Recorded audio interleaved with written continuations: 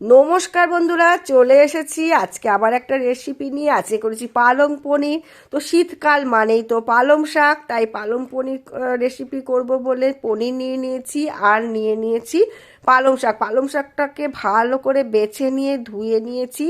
একটা পাত্রে জল বসিয়ে এর মধ্যে আমি দিয়ে দেব একটু নুন আর দিয়েছি খাবার সোডা।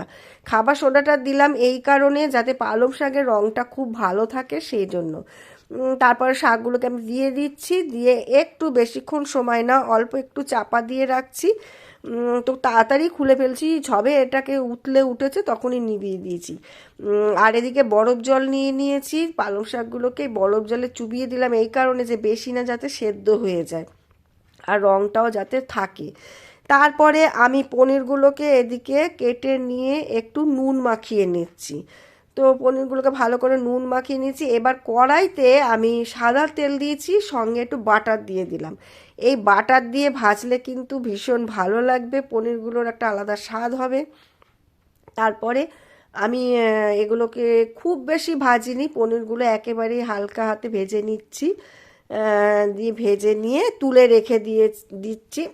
এই পনিরগুলোর মধ্যে কিন্তু আমি আবার একটু অল্প গরম জলও দিয়ে দিয়েছি যাতে এটা একটু নরম হয়। ততক্ষণে আমি শাকটাকে ঠান্ডা জল থেকে ঢেলে নিলাম ঝুড়িতে, দিয়ে চিপে চিপে নিচ্ছি, যতটা চেপা সম্ভব আমি চিপে নিচ্ছি। দিয়ে এটাকে আমি কিন্তু মিক্সির জারে, এতটা আমার হয়েছে, এবার মিক্সিতে দেব। তো মিক্সিতে দিয়ে দিচ্ছি। এবার এর মধ্যে আমি কাঁচা লঙ্কা দিয়ে দিচ্ছি বেশ কয়েকটা, আর একটু লেবুও দিয়ে দিচ্ছি। এই লেবুটা দিলে যাতে মানে পালং শাকের রঙটা খুব ভালোভাবেই থাকবে একদম। তো বাটা হয়ে গেছে। এদিকে কাজু বাদাম নিয়েছি, চারমগজ নিয়েছি, পোস্ত নিয়েছি, আর নিয়েছি আদা। এখানে আর লঙ্কা দিচ্ছি না, লঙ্কা আমি আগেই দিয়ে দিয়েছি। তারপরে এটা বেটে নিচ্ছি, বেটে বাটনাটা করে ফেললাম। তো এরপরে আমি একটু ধনে পাতা, সেটাও আমি অল্প বেটে রেখে দিচ্ছি। ধনে পাতাটা আমি আগে দেব না, পরে দেব, স্বাদ হবে ভালো। কড়াইতে আমি আবার তেল দিয়ে দিলাম, আবার একটু বাটারও দিয়ে দিলাম, একটু জিরে ফোড়ন দিয়ে দিলাম, শুকনো লঙ্কা ফোড়ন দিলাম, আর দিয়েছি লবঙ্গ, এলাচ আর দারচিনি। এটা ভালো করে একটু পেশাই করে নিলাম। করে নিয়ে আমি ফোড়নে দিয়ে দিলাম। ফোড়নটা কিন্তু একটা রান্নার আলাদা মাত্রা এনে দেয়। তারপরে আমি টমেটো কুচি করে রেখেছিলাম, সেটা দিয়ে দিলাম, দিয়ে এর মধ্যে একটু নুন দিলাম যাতে টমেটোটা ভালোভাবে মজে যায়। তো মজে যখন গেছে টমেটোটা, সের মধ্যে দিয়ে দিলাম জিরের গুঁড়ো, আর ওই বাটনা করে রেখেছিলাম সেই বাটনাটাও দিয়ে দিলাম।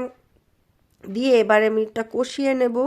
একটু সময় নিয়ে এটা কষাতে থাকি। তো এটা মানে কষাতে কষাতে বেশ অনেকটাই কষানো হয়ে এসেছে। এর মধ্যে আমি এখন দিয়ে দেবো একটু টক দই। টক দইটা আমি ভালো করে ফেটিয়ে নিচ্ছি, ফেটিয়ে নিয়ে দিয়ে দেবো। দিয়ে টক দইটাও যখন মেশাচ্ছি, মিশিয়ে এরপরে মেশানো যখন হয়ে গেছে, এর মধ্যে এবারে দেব আমি পালং শাক বাটাটা। পালং শাক বাটাটা দিয়ে আমি আবার ভালো করে একটু কষিয়ে নিই। একটু তো আস্তে ধৈর্য সহকারে এটাকে কষাতে হবে, বেশি জোরে আঁচ দেওয়া যাবে না। যাতে সব সময় চেষ্টা করতে হবে যে পালং শাকের কালারটা যেন থাকে, অন্তত পালং পনিরে বেশ একটু সবুজ ভাব থাকলে ভালো লাগবে। তো এই জন্য আমি এটাকে ভালো করে আস্তে আস্তেই আমি এটাকে মিশিয়ে নিচ্ছি এবং আস্তে আস্তে আমি কষাচ্ছি, খুব বেশি জোরে আঁচ দিচ্ছি না, মাঝারি আছে এটা কষিয়ে নিচ্ছি।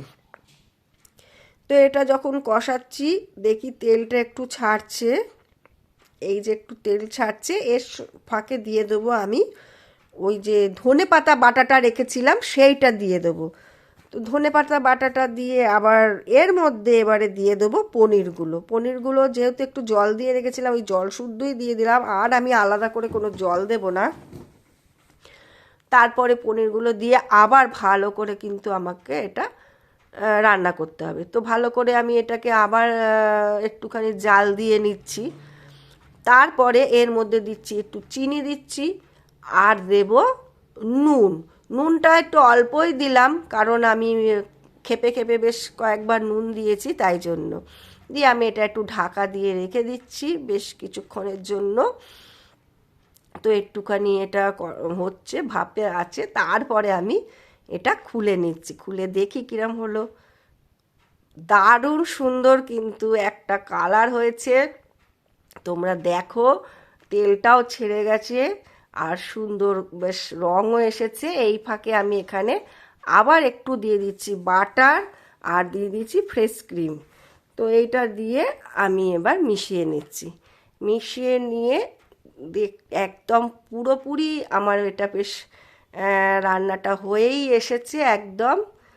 তো আমি ওভেনটা বন্ধ করে দিলাম, বন্ধ করে দিয়ে এটা আমি এবারে একটা পাত্রে সুন্দর করে ঢেলে নিচ্ছি। তো বেশ সুন্দর কিন্তু আমার দেখো কালারটাও রয়েছে, একটুও নষ্ট হয়নি, আর দেখতেও ভালোই হয়েছে।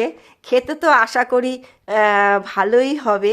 তো তোমরা কমেন্ট করে অবশ্যই আমাকে জানিও কেমন হয়েছে, আর ভালো লাগলে অবশ্যই লাইক কমেন্ট আর শেয়ার করে দিও। আজকে আসি, সবাই খুব ভালো থেকো, নমস্কার।